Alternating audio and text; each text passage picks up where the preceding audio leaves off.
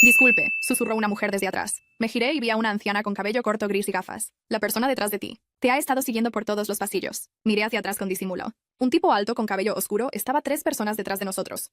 Mirando su teléfono, chaqueta azul, tal como ella había dicho. Le pregunté si estaba segura, y confirmó que lo había notado siguiéndome desde electrónica hasta artículos para el hogar, y luego a libros, siempre manteniendo la misma distancia. Le agradecí por avisarme mientras intentaba actuar normal, y buscaba seguridad en la tienda. En la caja, pagué rápido, vigilando a chaqueta azul. Él se quedó en la fila, ya no me miraba. Tal vez la mujer estaba confundida. Aún así me apresuré al estacionamiento y cargué el auto más rápido de lo usual. En el camino a casa revisaba el retrovisor constantemente. Ninguna chaqueta azul, solo mi imaginación desbocada. Llegué a mi complejo de apartamentos y solo tomé lo esencial: leche, huevos, pan. Dejé el resto para después.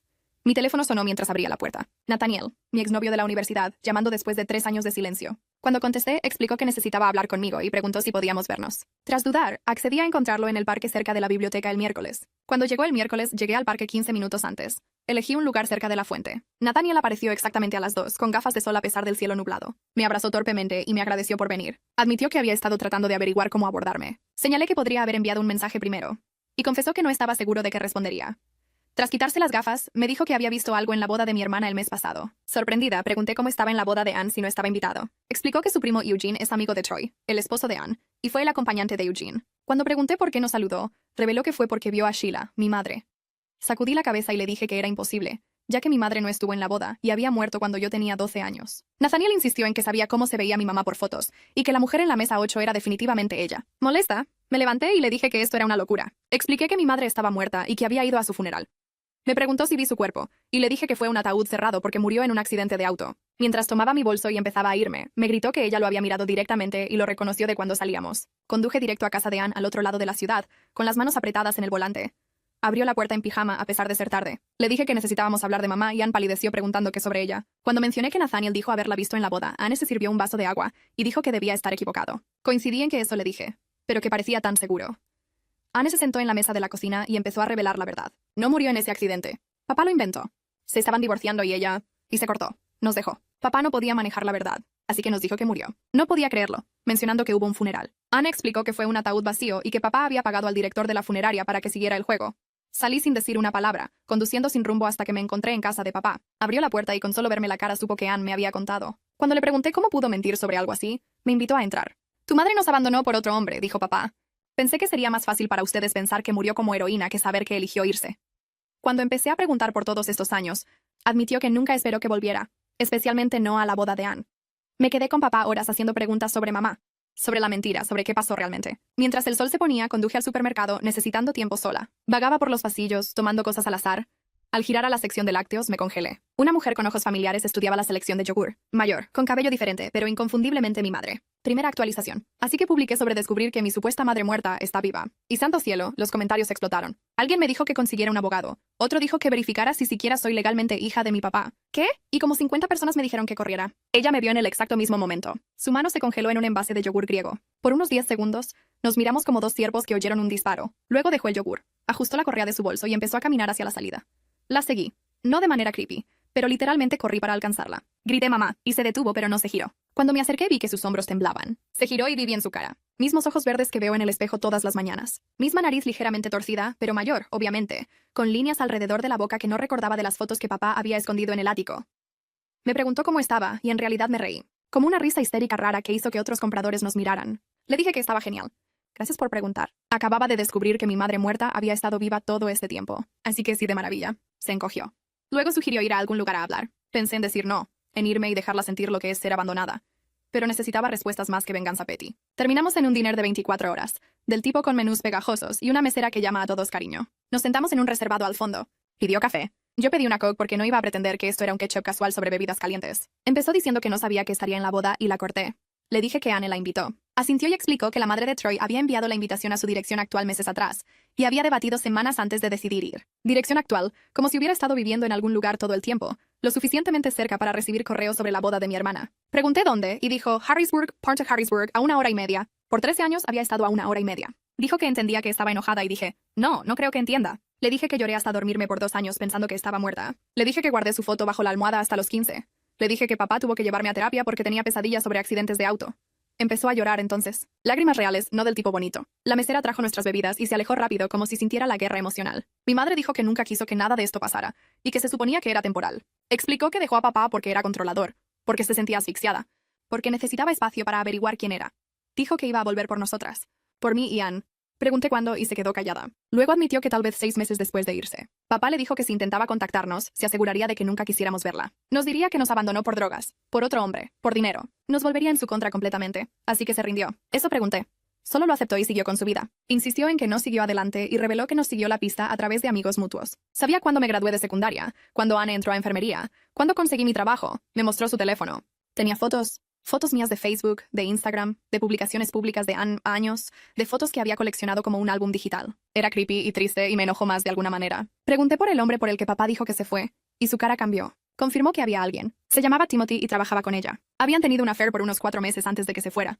Al menos papá no había mentido en todo. Rápido agregó que Timothy y ella no funcionaron. Terminó en un año. Dijo que mirando atrás había tomado decisiones terribles, que había sido egoísta y estúpida y joven. Tenía 32 cuando se fue. No exactamente una adolescente averiguando la vida, pero aquí es donde se complica. Me dijo que intentó contactar una vez cuando yo tenía 16. Envió una carta a nuestra vieja casa, pero papá la devolvió sin abrir. Intentó llamar desde un número nuevo, pero papá reconoció su voz y colgó. Dijo que incluso pasó en auto por mi secundaria un día, pero me vio riendo con amigos y decidió que parecía lo suficientemente feliz sin ella. Le dije que no le correspondía tomar esa decisión. No le correspondía decidir desde la ventana de un auto si necesitaba o no a mi madre. Coincidió. Dijo que era una cobarde, y que ver a Anne casarse, ver qué hermosa y adulta era, verme en las fotos familiares en el Facebook de la madre de Troy, rompió algo en ella. Se dio cuenta de que había perdido 13 años que nunca recuperaría. Pregunté si tenía otros hijos y dijo no. Pregunté si estaba casada y dijo no. Pregunté qué demonios había estado haciendo por 13 años y dijo trabajando como secretaria, viviendo sola en un apartamento de una habitación y arrepintiéndose cada día de su patética vida. La amargura en su voz cuando dijo patética me hizo pensar que tal vez no mentía sobre el arrepentimiento. Nos sentamos ahí probablemente 2 horas. Me contó sobre su vida en Harrisburg, sobre su gato llamado Baton, sobre cómo voluntaria en un banco de alimentos los sábados, como si estos detalles mundanos compensaran todo. Pregunté si Anne sabía que estaba viva antes de la boda y mi madre dudó. Luego admitió que Anne la había contactado hace 3 años. 3 años. Anne había estado en contacto con ella por 3 años y nunca me dijo. Me levanté tan rápido que tiré mi coke. La mesera corrió con servilletas. Dejé efectivo en la mesa y salí. Mi madre me llamó, pero seguí caminando. Conduje directo al apartamento de Anne. Eran casi las 10 p.m., pero no me importó. Golpeé la puerta hasta que abrió. Me vio la cara y supo. Intentó explicar. Dijo que mamá la encontró en Facebook, que había estado asustada y confundida, que no sabía cómo decírmelo. Afirmó que quería protegerme de volver a herirme. Pregunté cómo conversaciones secretas con nuestra supuesta madre muerta por 3 años era protegerme. Anne empezó a llorar, y dijo que mamá le había suplicado no decir nada hasta que estuviera lista. ¿Lista para qué?, pregunté. ¿Lista para volver a nuestras vidas cuando le conviniera? Anne reveló que mamá había estado preguntando por mí constantemente. ¿Qué estaba haciendo si salía con alguien si era feliz? Anne dijo que le daba actualizaciones porque sentía cruel no hacerlo. Le dije que lo cruel era mentirme en la cara por 3 años. Cada cena, cada festividad, cada salida de hermanas donde mencionaba a mamá y me ponía triste, Anne sabía la verdad, y no dijo nada. Anne me tomó el brazo y dijo que no entendía la posición en la que estaba. Explicó que mamá era frágil, que había estado en terapia, que había intentado quitarse la vida 2 veces después de dejarnos. 2 veces. Y Anne había estado aterrorizada de que si me decía rechazaría a mamá, y mamá lo intentaría de nuevo. Así que se suponía que fingiera una reunión feliz para prevenir que nuestra madre se dañara. Eso es chantaje emocional. Anne insistió en que no era lo que quería decir, pero ya había terminado de escuchar. Le dije que necesitaba espacio y me fui. Al llegar a casa, había un mensaje de Nathaniel preguntando si estaba bien, que había oído de Eugene que había estado preguntando sobre la boda. Las noticias viajan rápido, aparentemente. Lo llamé. Necesitaba hablar con alguien que no me mintiera. Contestó al primer timbre. Le pedí que me dijera exactamente qué vio en la boda. Describió cómo estaba sentado con Eugene en la mesa 12 cuando notó a una mujer en la mesa 8 que le parecía familiar. Dijo que pensó que tal vez era alguien de la universidad. Pero luego recordó las fotos que guardaba en mi dormitorio, la de mi mamá sosteniéndome de bebé. La forma en que sonreía en las fotos, algo tímida, algo triste. Esa mujer tenía la misma sonrisa. Dijo que se lo mencionó a Eugene, quien le dijo que era Sheila, que la madre de Troy la había invitado porque aparentemente la madre de Troy y mi mamá habían sido amigas hace años. Eugene no había realizado la conexión conmigo hasta que Nathaniel explicó. Pregunté por qué esperó 3 años para decírmelo y dijo que no esperó 3 años. Dijo que intentó mencionarlo casualmente la semana después de la boda, pero yo había estado rara y distante con él en ese momento. Luego rompimos 2 meses después y figuró que ya no era su lugar. Justo, supongo. Luego preguntó si había hablado con ella y le dije, sí, lo hice. Le pregunté cómo fue y dije, honestamente, no tengo idea. Parte de mí quiere decirle que se quede en Harrisburg y me deje en paz. Parte de mí tiene 1.000.000 de preguntas más. Dijo que tenía sentido y que estaba disponible si necesitaba hablar. Fue lindo, sin complicaciones, sin agendas ocultas. A la mañana siguiente, desperté con 17 llamadas perdidas de Anne y un voicemail de papá pidiéndome que lo llamara urgentemente. Llamé a papá primero. Preguntó si la había visto y confirmé que sí. Hubo un largo silencio. Papá dijo algo que no esperaba. Me dijo que Sheila lo había llamado anoche. Después de 13 años de silencio, lo llamó y dijo que quería ser parte de nuestras vidas de nuevo. Quería hacer las paces. Quería una relación con sus hijas y papá. Él le dijo que no. Dijo que la dejaría ver a Anne si Anne quería, pero que necesitaba mantenerse lejos de mí. Le dijo que yo estaba bien sin ella y que había causado suficiente daño. Pregunté quién demonios le dio el derecho de tomar esa elección por mí y se quedó callado. Luego dijo que intentaba protegerme, como siempre lo había hecho. Le dije que su protección habían sido mentiras por 13 años y colgué. Ahora todos intentan controlar esta situación. Papá quiere mantenerla lejos. Anne quiere facilitar una reunión feliz. Mamá quiere perdón y un reinicio. Pero nadie pregunta, ¿qué quiero yo? Estoy llegando ahí, sin embargo. Lo estoy averiguando porque hay algo más. Algo que no le he dicho a nadie aún. Cuando salía del diner, vi a alguien en el estacionamiento, el tipo de chaqueta azul de Costco parado junto a un auto plateado vigilando la entrada del diner. Y cuando pasé en auto, vi claramente su cara. Se parecía exactamente a mi madre. Última actualización. Ok, los comentarios en mi última publicación fueron locos. La mitad pensaban que Chaqueta Azul era un investigador privado. La otra mitad que estaba perdiendo la cabeza. Llamé a mi madre la mañana después de verlo y le dije que necesitábamos hablar inmediatamente. Preguntó si podía traer a alguien y dije, bien, lo que sea. Una hora después, apareció en mi apartamento con Sydney. Era alto para su edad y parecía tan nervioso que pensé que podría desmayarse en mi puerta. Lo primero que dijo fue, lo siento por ser un creep. Explicó que había estado tratando de reunir valor para presentarse por semanas, pero siempre se acobardaba. Ese día en Costco, finalmente decidió hacerlo. Pero entonces esa anciana lo delató y entró en pánico. Pedí a mi madre que explicara y me contó todo. Había tenido a Sydney 2 años después de dejarnos. Su padre, Ronald, se fue cuando Sydney era bebé. Lo crió sola en Harrisburg, que está solo a 90 minutos. 90 minutos por 13 años, pero aquí está la cosa. Mientras explicaba, observaba la cara de Sydney. Parecía tan perdido como yo me sentía. Esto no era un plan malvado. Eran solo personas rotas que habían cometido errores e intentaban averiguar cómo arreglarlos. Pregunté a Sydney qué quería de esto y dijo, honestamente, solo quería conocer a mis hermanas. Había crecido oyendo sobre nosotras, viendo fotos viejas, sabiendo que existíamos, pero nunca pudiendo conocernos. Dijo que se había sentido como tener hermanas fantasmas. Algo en cómo lo dijo me llegó porque yo había tenido una madre fantasma y había apestado. Sydney tenía hermanas fantasmas. Todos habíamos sido atormentados por personas que estaban vivas.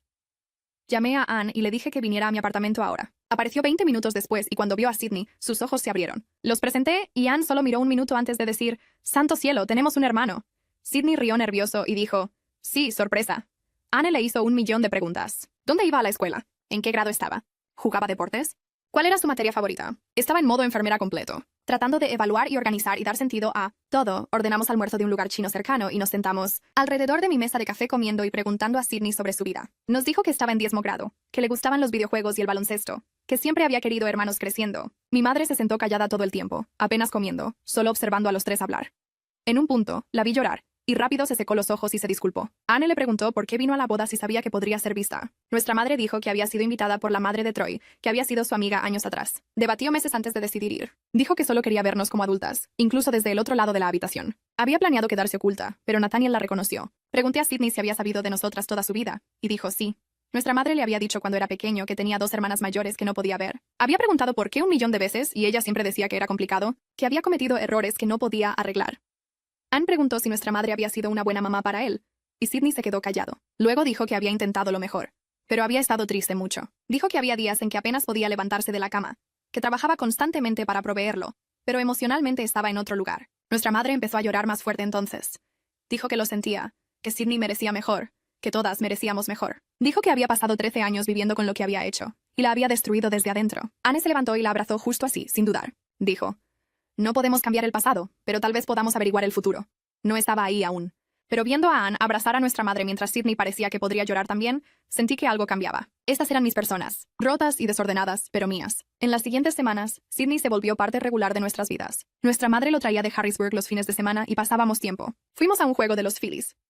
Probamos un nuevo lugar de escape room en King of Prussia. Solo hacíamos cosas normales de hermanos y se sentía extrañamente bien. Nuestra madre se unía a veces. Al principio era incómodo. Ninguna sabía cómo actuar alrededor de ella. Pero lentamente empezamos a aprender quién era realmente. No solo quien habíamos imaginado o recordado. Nos contó sobre su trabajo como secretaria en Harrisburg, sobre su apartamento con su gato Button, sobre cómo voluntariaba en un banco de alimentos los sábados, porque ayudar a la gente la hacía sentir un poco menos culpable por su propia vida. Anne le preguntó sobre dejar a papá y nuestra madre finalmente nos contó la historia completa. Dijo que papá había sido controlador de maneras que la hacían sentir asfixiada. Quería saber dónde estaba cada minuto, con quién hablaba, en qué gastaba dinero. Se sentía como si no pudiera respirar. Eso no hacía OK irse, pero lo hacía tener más sentido. Dijo que había conocido a Timothy en el trabajo y la había hecho sentir vista y valorada de maneras que no había sentido en años. Había tenido una affair, y cuando papá lo descubrió, el matrimonio explotó. Se fue planeando tener espacio y averiguar las cosas. Pero papá le dijo que si quería salir, salía completamente. No podía tenerlo de ambas maneras. Entró en pánico y huyó. Para cuando se calmó lo suficiente para pensar claro, papá ya nos había dicho que estaba muerta. Cuando intentó contactarlo para vernos, amenazó con hacernos odiarla si se acercaba de nuevo. Pregunté por qué le creyó, y dijo porque él estaba tan enojado y ella tan avergonzada. Dijo que se convenció de que estábamos mejor sin ella. Sydney dijo que había encontrado cartas que había escrito para nosotras a lo largo de los años. Tarjetas de cumpleaños, de Navidad, cartas sobre su vida. Las había escrito pero nunca enviado. Solo las guardaba en una caja en su closet. Nuestra madre trajo la caja a casa de Anne un sábado. Adentro había años de cartas dirigidas a mí y Anne. Tarjetas para cumpleaños que celebramos sin ella. Pequeños regalos que había comprado pero nunca dado. Fotos que había coleccionado de amigos mutuos. Leer esas cartas rompió algo en mí porque podía sentir su dolor en cada palabra. No nos había olvidado. No había seguido adelante. Había estado atrapada en su propia culpa y duelo por 13 años. Una carta de mi cumpleaños. 16 decía que había pasado en auto por mi secundaria ese día y me vio riendo con amigos. Escribió que parecía feliz y hermosa, y que tal vez había tomado la decisión correcta quedándose lejos. Lloré leyéndola porque no había sido feliz. Había estado fingiendo, actuando, tratando de estar bien para papá y Anne, mientras por dentro seguía siendo esa niña de 12 que había perdido a su madre. Anne y yo decidimos que necesitábamos hablar con papá, no para emboscarlo, sino para ayudarlo a entender lo que estábamos aprendiendo. Lo invitamos a cena en casa de Anne. Cuando entró y vio a nuestra madre sentada ahí, se detuvo en seco. Anne dijo que lo habíamos invitado para hablar, todos juntos, como adultos. Papá se sentó rígido. Le dije que habíamos estado pasando tiempo con mamá y Sydney, y que empezábamos a entender su lado de lo que pasó. Dije que no excusábamos que se fuera, pero intentábamos entenderlo. Papá dijo que no había nada que entender. Abandonó a su familia. Nuestra madre dijo que dejó un matrimonio tóxico y luego fue amenazada para quedarse lejos. Papá dijo que era BS, que solo amenazó con decirnos la verdad sobre ella. Sydney preguntó qué verdad, y papá dijo que era una infiel que eligió a otro hombre sobre sus hijos. Nuestra madre dijo sí. Había tenido una affair, pero quería arreglar las cosas. Y papá se negó. Le dio un ultimátum. Quédate y acepta sus condiciones, o vete y nunca vuelvas. Papá dijo que no fue así. Dijo que ella fue quien se fue, quien salió por la puerta sin mirar atrás. Discutieron así un rato y finalmente Anne gritó que ambos pararan. Dijo que ya no importaba quién tenía razón sobre lo que pasó hace 13 años. Lo que importaba era qué hacíamos ahora. Le dije a papá que lo amaba, y apreciaba todo lo que había hecho criándonos solo.